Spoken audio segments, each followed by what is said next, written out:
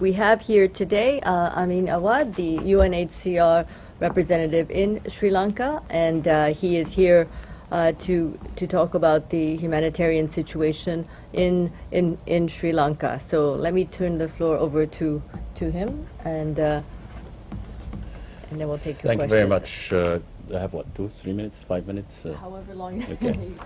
Right. Just in brief, as you know, during the last 72 hours, we have 100,000 people who were in the move. Only 25,000 were processed and came out from Kilinochchi, the processing district, basically, to Vavonia, to the camps that were distributed to the various camps we have. Right now, we have up to 32 camps.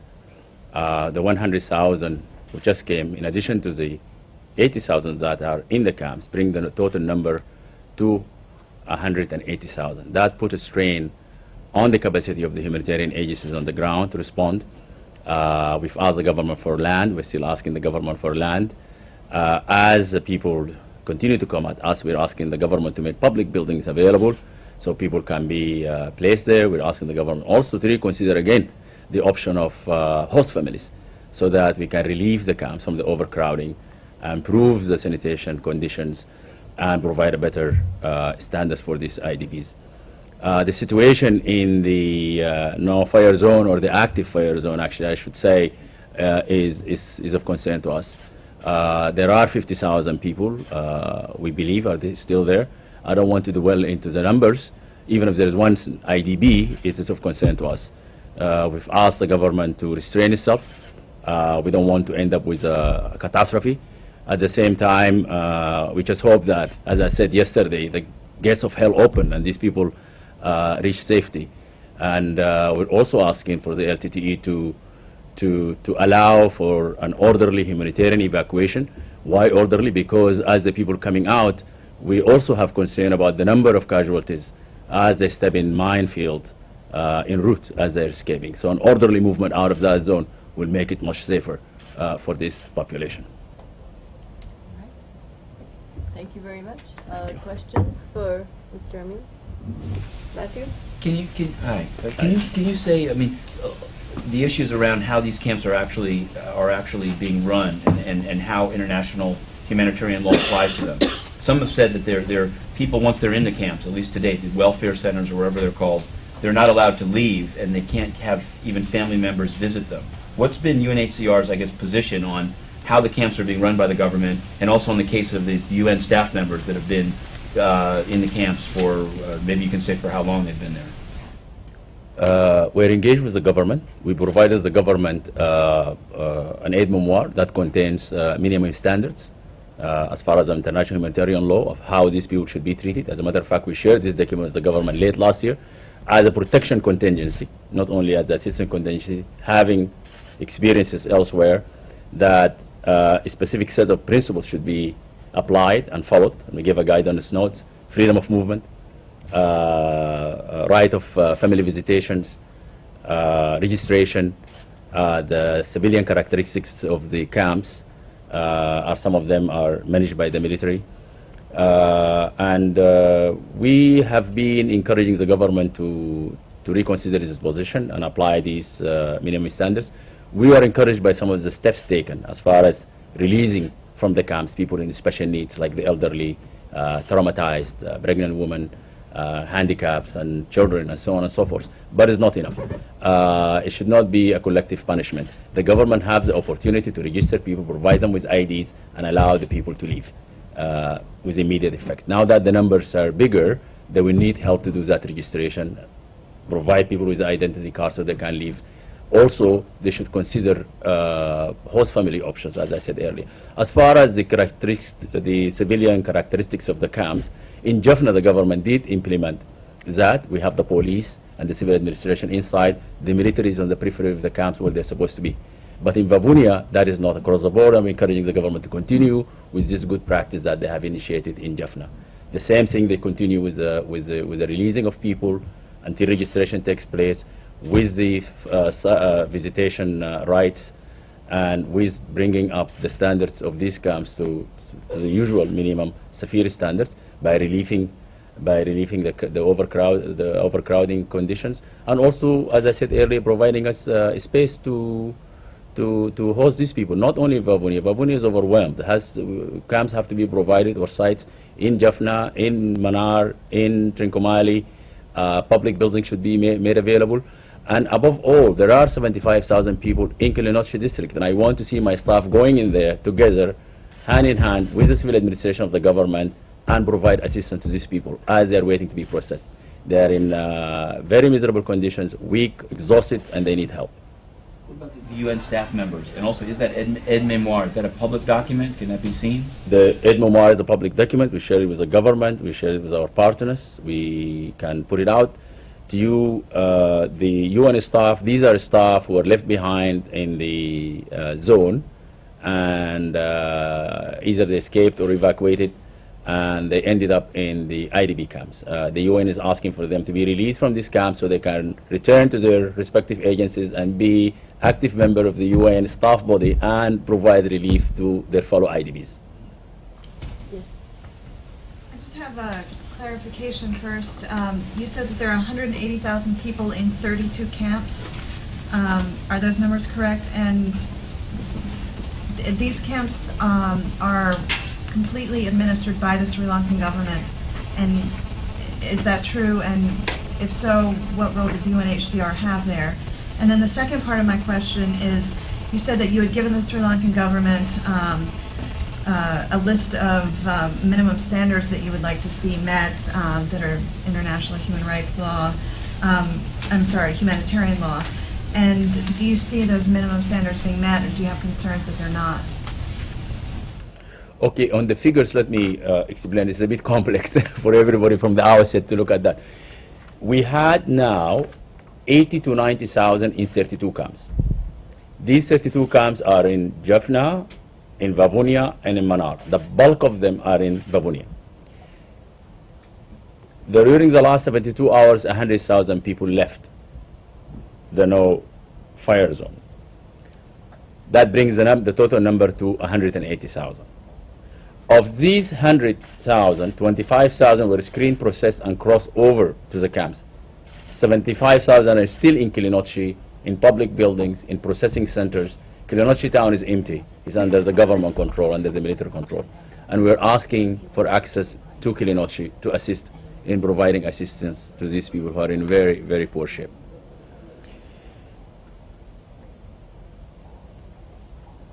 Did I answer all your questions? Yeah, that was the first part. And then the second part about... The aide memoire, the principles. As I said, we have welcomed the initiatives taken by the government to start implementing some of these minimum standards. However, we are far away from really reaching that target. As far as freedom of movement, few thousand people are allowed to leave. But when you look at the figure of 80,000 in the camps, this is a negligible figure. We're calling on the government to do its best to expedite the registration, providing the IDPs with ID cards, so that can facilitate the freedom of movement. Other principles include the civilian characteristics of the camps, visits by relatives and friends, registrations, delivery of services, humanitarian access. In Vavonia now, we have access for the NGOs and the UN. We don't have access in some places like Manar, in Jaffna, for the NGOs in particular. We're advocating for the NGOs in particular to be given access, given the tremendous pressure on us, the UN, and the government, because of these 100,000 people who just left the no-fire zone. Thank you very much. I think we have a surprise guest right now. So I'm going to ask Mr. Amin, the UNHCR representative from Sri Lanka, if you could just, Thank you. we could just wait a few minutes, and we have the Security Council President here to read a statement on Sri Lanka. It is the same subject.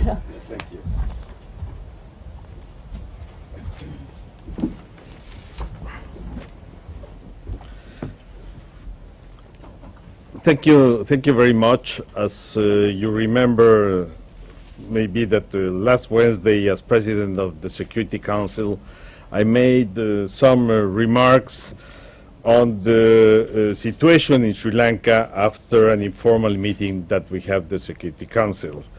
At that time, as remembered, that we met with Vijay Nambiar, the Chief of Staff of Secretary General, after his recent visit to Sri Lanka in order to get a briefing by him about his visit and his contacts with the government of Sri Lanka.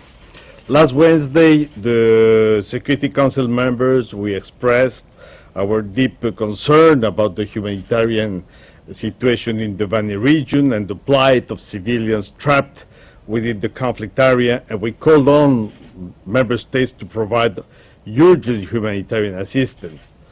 At the same time, last Wednesday, we strongly condemned the LTTE as a terrorist organization for the use of civilians as human shields and for not allowing them to leave the area of conflict. Also, at that occasion, we demanded that the LTTE should immediately lay down arms, renounce to terrorism, and allow a UN-assisted evacuation of the remaining civilians in the conflict area and join the political process through dialogue in order to put an end to the conflict. Today, after informal consultations that we had at the Security Council, we and taking into account the urgency of the situations, we underlined today the immediate and the pressing priority in addressing the grave humanitarian situation in northeastern Sri Lanka, in particular the plight of the tens of thousands of civilians that are still trapped in the conflict area and those displaced by the conflict. And in this regard, the members of the Security Council, we welcomed the decision by the Secretary General to dispatch a UN humanitarian team to the no-fire zone, as well as the reports of the escape from the area of tens of thousands of civilians. The members of the Security Council, expressing our support to the Secretary General by all his efforts, we called also on the government of Sri Lanka to extend the all necessary support to the UN mission to allow the UN and the ICRC access to all sites where displaced persons are being registered and provided with shelter, and to fulfill their commitments with regard to facilitating humanitarian access. The members of the Security Council, we call also again, as we did last Wednesday, on all parties to respect international humanitarian law and to take the necessary steps to ensure the safe evacuation, protection, and assistance to all civilians. This is the result of the consultations that we had today on the situation of Sri Lanka, and considering, I repeat, the urgency of the situation. And the Security Council allow me to make these remarks after the consultation we had. Thank you very much. There's a UN document that came out in Colombo and was given to diplomats, estimating that 6,432 people have been killed since January 20th. Did the Council in any of its meetings, in the basement or up here, has it received those numbers, and what can you say about them? And also, it was announced today that Mr. Bune, the country team, the resident representative, is going to go to Jaffna. Is that the mission to the no-fire zone that you're referring to, or is Mr. Holmes going to go to the no-fire zone? What's the Council calling for? As far as I know, personally, Mr. Holmes is going to the region. To the no-fire zone or to Colombo? To Colombo, to Sri Lanka. I don't know exactly on which terms. And on the figures, there are very conflicting figures. As you know, last Wednesday also, there were these figures were presented by Mr. Nambiar, but other figures were presented by the government. But we have not the opportunity to discuss on these issues, on the casualties that the conflict has provoked for the time being. It's the journalist situation and the urgency of the need of an action by the UN that we have stressed, and I think that we are on the good track on dealing with the situation. Is this an official statement from the Security Council that you just read? And if it is not, could you explain to us why the Security Council, given the urgency that you describe, is not able to come up with an official statement? Well, as you know, the Security Council agreed to meet in 3 occasions on an informal basis as the best way to get an agreement inside among us in the Security Council to speak about the situation of Sri Lanka. Today, the issue of the Sri Lanka was discussed on the informal basis, informal consultations, and at the end of these informal consultations, the decision by the Security Council it was to go on making some remarks to the press, but agreeing the terms that I have just to mention. Thank you. Thank you very much. No.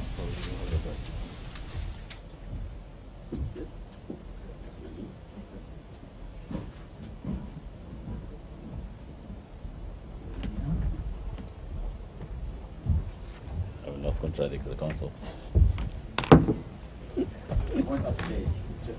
That was useful. Okay. We will resume with this briefing if you have any further questions for Mr. Amin, the UNHCR representative.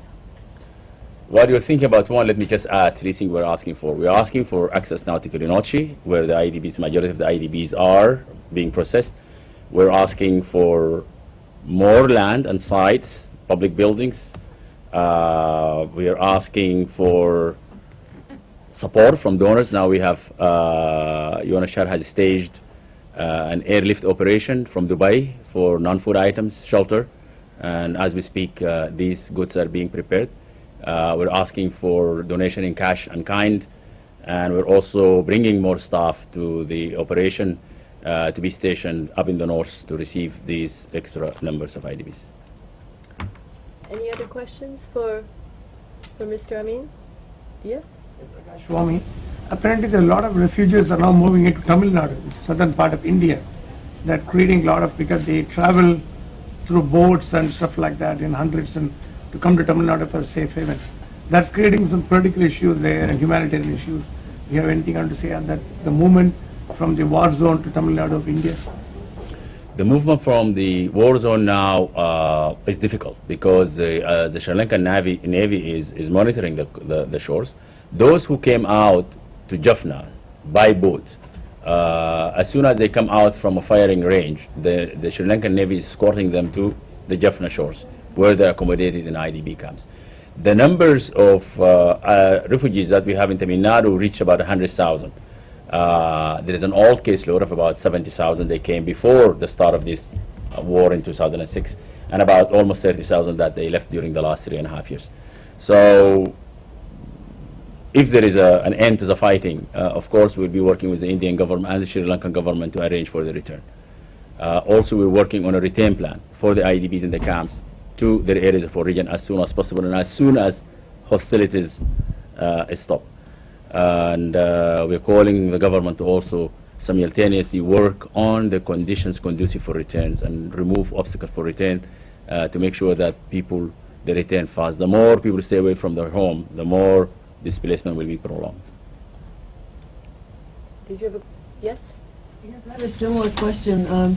Historically, of course, there has been something to do with a stolen princess in ancient times and this kind of thing, which again was between India and Sri Lanka. I was wondering if it looks like an ongoing battle from historic times. Is this a thing that erupts every so often because it was not resolved in ancient times, or is that too historical a question? I will go beyond my humanitarian mandate. I think this is an opportunity in 25 years for the Sri Lankan government to find a political settlement and to focus on the needs and the rights of the Tamil population in the north and the east beyond the conflict. Could you remind us again what happened 25 years ago? Because I was in Sri Lanka before that myself, and it was a beautiful, peaceful, misleadingly peaceful country, and then suddenly, this more recent disruption. Was there one single event 25 years ago that precipitated what's continuing to go on, or? It was an armed movement, and that was a spark, and it continued ever since. And as you know, there were many efforts diplomatically to solve the conflict during the last 25 years. I don't know. I apologize if someone has already asked the question or is listening to the council outside, but could you describe a bit, some NGOs 2 days ago were describing the camps as internment camps, you know, surrounded with barbed wire, people not being able to get out, women being separated from young men. Is that an accurate description of the condition in the camps? Well, before you came, I answered that, and as a matter of fact, I said we're demarching the government to allow freedom of movement. The barbed wire around the camps are also, they work both ways. People are not going out, but also for security for some of these people who are coming from a very sensitive area. But it's not acceptable. We told the government to continue registering people, processing them, giving them ID cards so that they can leave the camps. So far, what they're implementing is, at also our request, being pragmatic, is to allow those people in special need to leave the camp as soon as possible. But we want to see a freedom of movement. We don't want to see a collective punishment of those who are in the camps. And it's true there is separation from families, men being set aside from women, or? I cannot deny or confirm that because we do not have access to the screening sites. But as far as the camps we have now, the 32 sites, and I left Colombo 72 hours ago, I have contact with our colleagues in the ground. That did not come to my attention. So people are mixed in the camps. And just a last question, is there a legitimate concern from the informations you have that some Tamil fighters might be among the refugees? Is there like a real concern with people fleeing, combatants fleeing the fighting zone through the camps? In a climate like that, we understand the government concerns, security concerns, and that's why we ask the combatants should be, through due process, transparent process, should be separated from the civilians.